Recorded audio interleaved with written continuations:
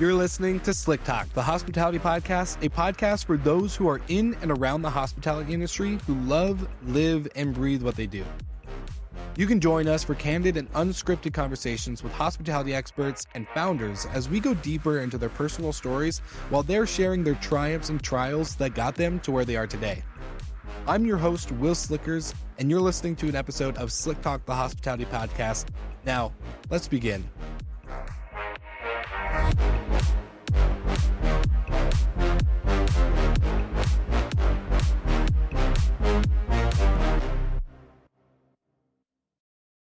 And we're back with a bonus episode. For all you slick talkers out there being like, what the heck is this solo episode happening right now? Well, it's a bonus, it's solo. I feel inspired, and I've been looking at the analytics, looking at the data, and I know this podcast is really focused on interviews and getting thought leaders and industry entrepreneurs and experts on the podcast to really share their insight with you as an operator, a vendor, or whatever role you play in the industry. But going through the analytics, I rarely do solo episodes, but when I do, we actually have a higher amount of listeners that tune in. And I don't know why that is, to be honest. I'm kind of, this one-way street medium of podcasting is so fascinating to me. But I was sitting down and writing out some plans for Slick Talk and just really wanting to say, you know what, I'm gonna do a solo episode more often than not. I'm not gonna make it the main theme of the podcast, but I want to do more of these in order, one, to make myself better as a host, as a speaker, as a person that people, listen to in the industry or check out at conferences, etc. And I think it's just it's good practice, and maybe it's a little refreshing for you as a listener. So, to not go too much into a ramble on all of that, I wanted to bring you some of the lessons I've learned being an entrepreneur, not only with Hospitality FM, with my management company, and also being an advisor and investor in a bunch of other startups in our industry, from Top Key with Jonathan, who we've had on the show, to Sam Dundas in Bestie AI, where we're an advisor for our advisory group, and just getting the opportunity to deploy capital or to deploy my experience or knowledge or connections into other companies has just been such a fun roller coaster. This entrepreneurship journey is not easy, especially as a solo founder with other companies I have co-founders in. There's a lot. There's so much to unpack. But I wrote down about 4 lessons that I've learned and want to share with you.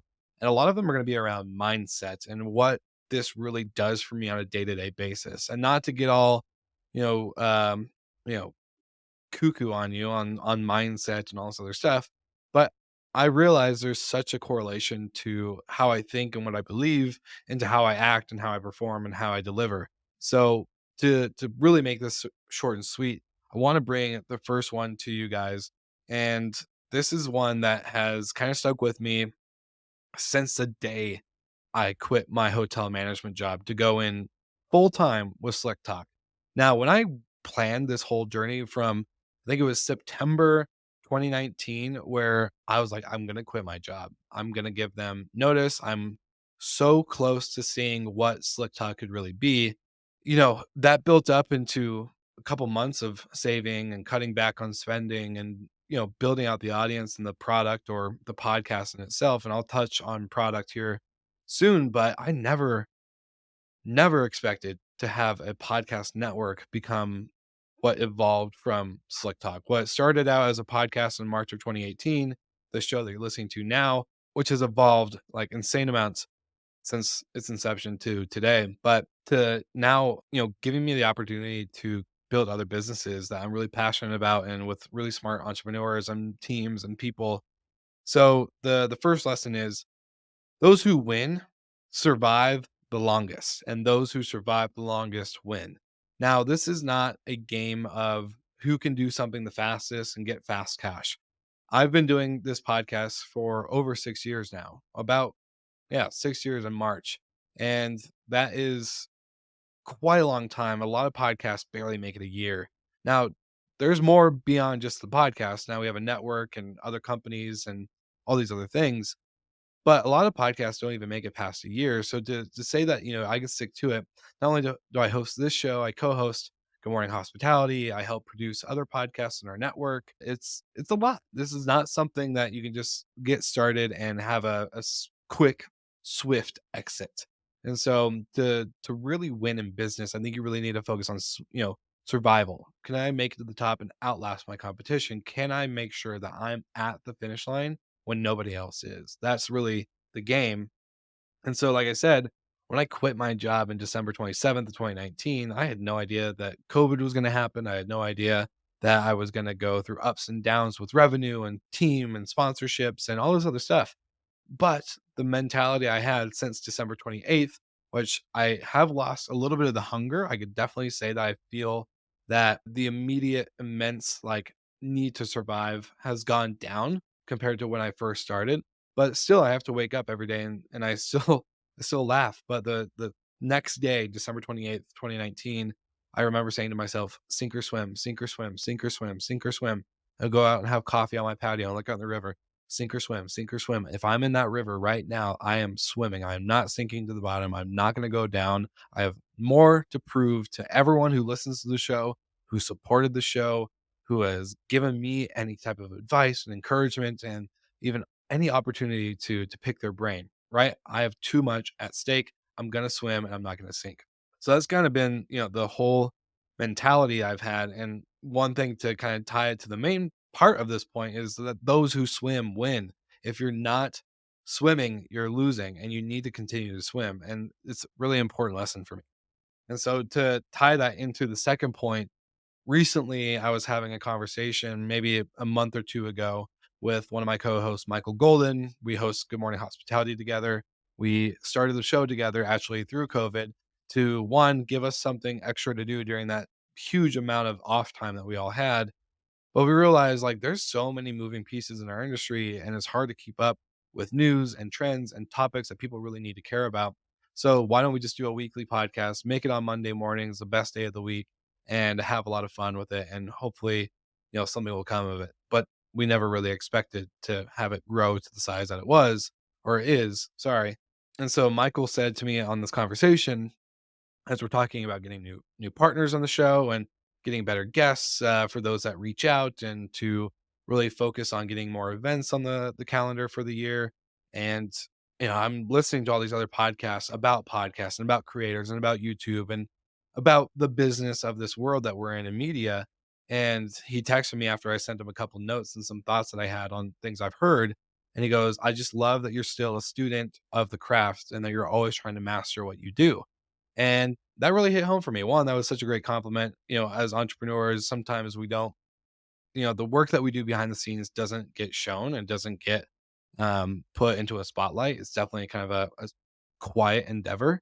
And when another founder, entrepreneur recognizes that, especially a friend, someone who I've talked to on the phone 1,000 times a day, that really hit home. And just to say, okay, always wanting to master my craft. I never want to get complacent and out, outdated and out of speed or out of touch with what's happening. And, I have to play in both worlds. I have to play in the hospitality world, but I also have to play in the podcast and the creator and the media world. What's happening with these different platforms that have a lot of our audience? For all of you that listen on Apple or Spotify or watch on YouTube, I need to make sure that I'm delivering something for you that's relevant to the platform that you're listening or choosing to watch, whether, yeah, LinkedIn, Instagram. I'm not perfect. I'm, trying to be as active as I can, but I'm one dude with multiple, a hand in multiple pots and multiple cookie jars. So, just trying to master that craft. I think if you can take anything away, whether you're a hotelier or a short-term rental operator, a tech vendor, master your craft. Be the best at what you can do. The biggest thing for us is going into kind of the third point is to really be suffering in the details. And what part of that means is that there's victory in the preparation. So my third point is to really take pride in the preparation that you do in your business. I remember late 2021, early 2022, I caught myself constantly in calls. I was doing 40 to 50 hours a week in video, online virtual calls before anything else, before actually doing the work that I needed to do, before having any type of extra stuff, in-person meetings, travel, etc. I was drowning. I was always reacting to things on calls that were happening during my calls because I wouldn't put my phone on do not disturb or whatever it might have been. And it really did lead to a lot of moments of burnout. I will say, like, I never had a moment where I needed to just completely go away and shut down and ghost everybody, but definitely had moments where I needed to unplug and really try to catch my breath. And it was so exhausting.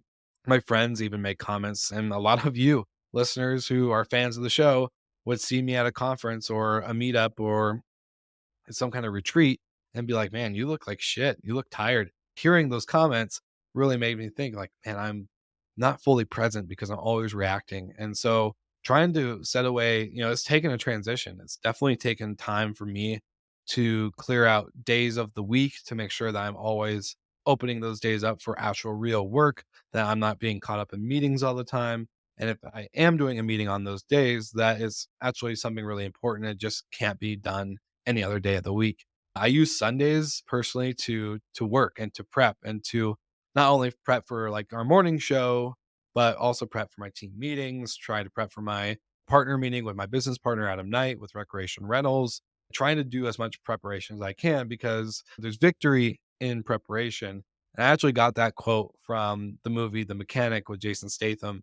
It's written on the pistol that he's given later throughout the movie, and it says Amat Victoria Karam, where it's translated into victory loves preparation. And I've kind of just taken that to heart ever since I've seen that movie.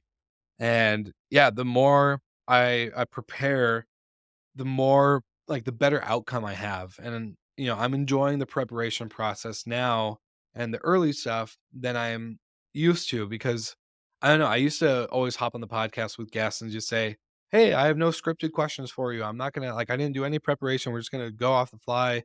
And that works. A lot of people, it's a great skill for me to learn, something I could practice in my everyday life, conferences, friendship, hangout events, stuff like that. Any relationship if you can be on the fly, it's a great skill. Can't complain.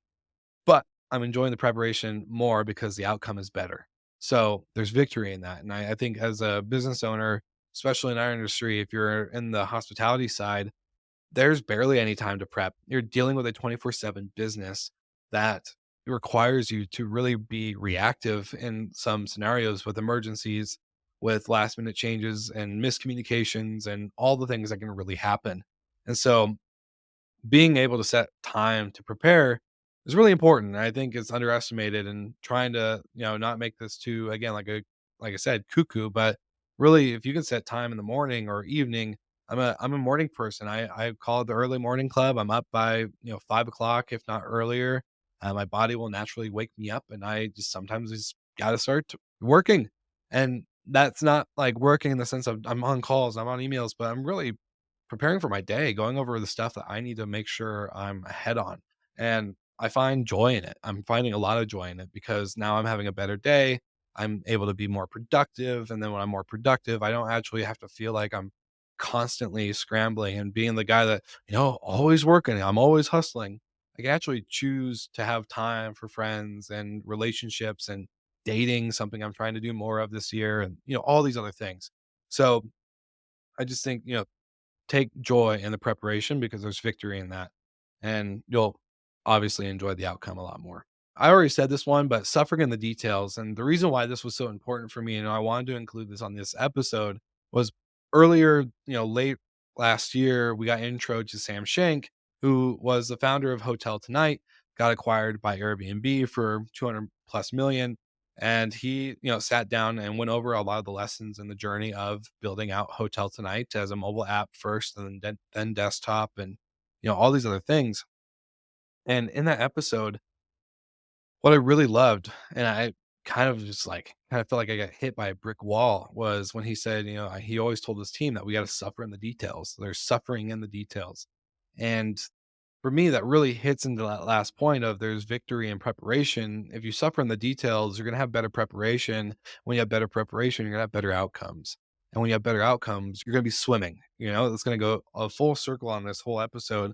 Yeah, it's suffering in the details becomes where we find success and where we're going to find that our competition isn't focusing on all the time.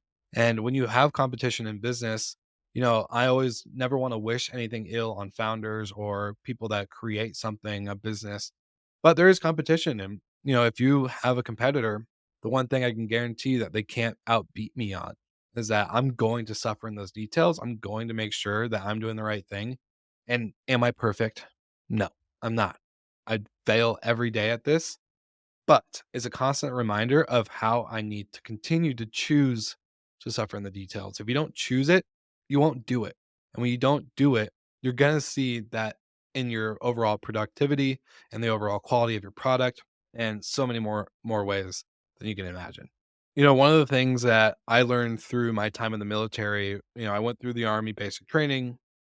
I went through AIT, which is advanced individual training to become a truck driver, and I remember my drill sergeant just beating it into me throughout my 10 weeks in basic, and it was pretty rough. Like, I'm not gonna lie. I went in not disciplined, pretty weak physically, mentally, and emotionally, and he just kept beating into me. Well, all of them did. We had like 3 or 4 quite on pretty continuous rotation, but just kept beating into me, attention to detail, attention to detail, attention to detail.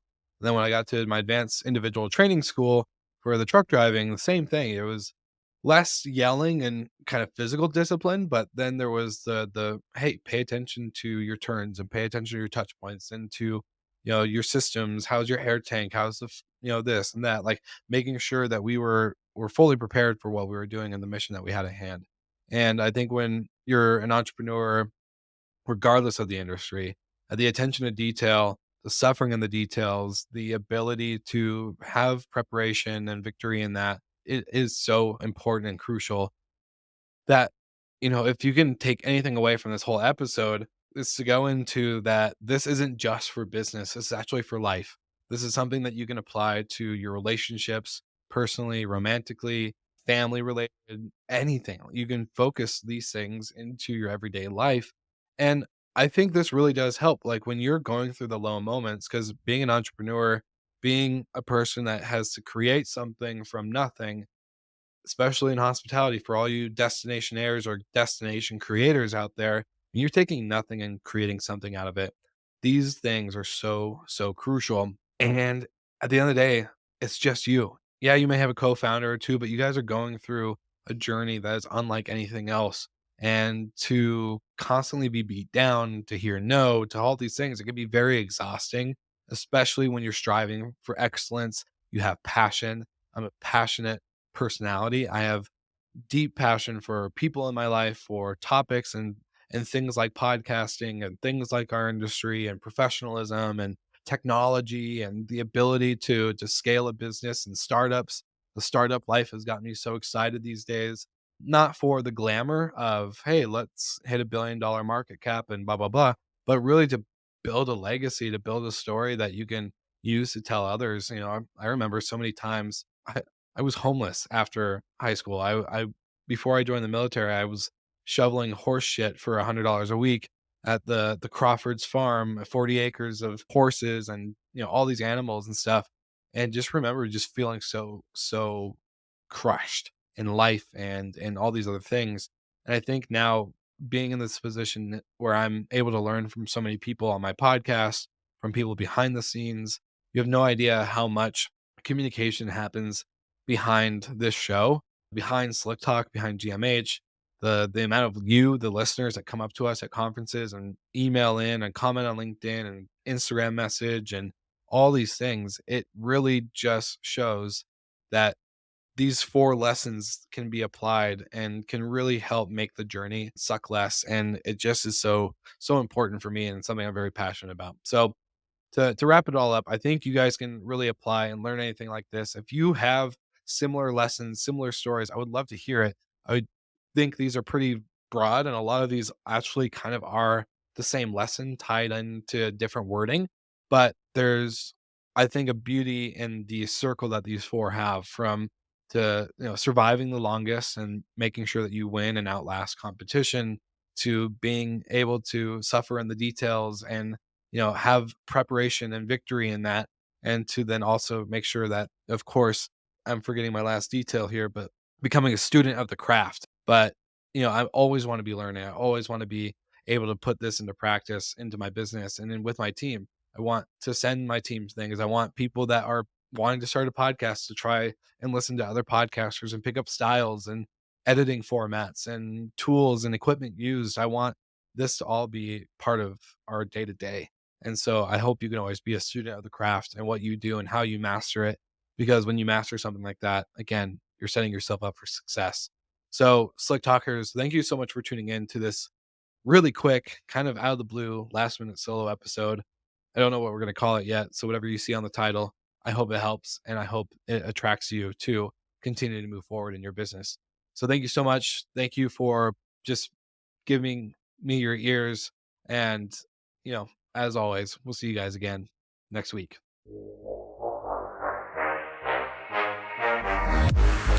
Thank you so much for listening, and thank you to our show partners for making Slick Talk, the hospitality podcast, possible.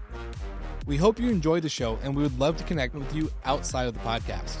So you can follow us on all of our social media channels for daily hospitality content, or find us on slicktalkthepodcast.com. And don't forget to rate, review, and subscribe so you never miss an episode. I'm your host, Will Slickers, and we will see you guys all again next week.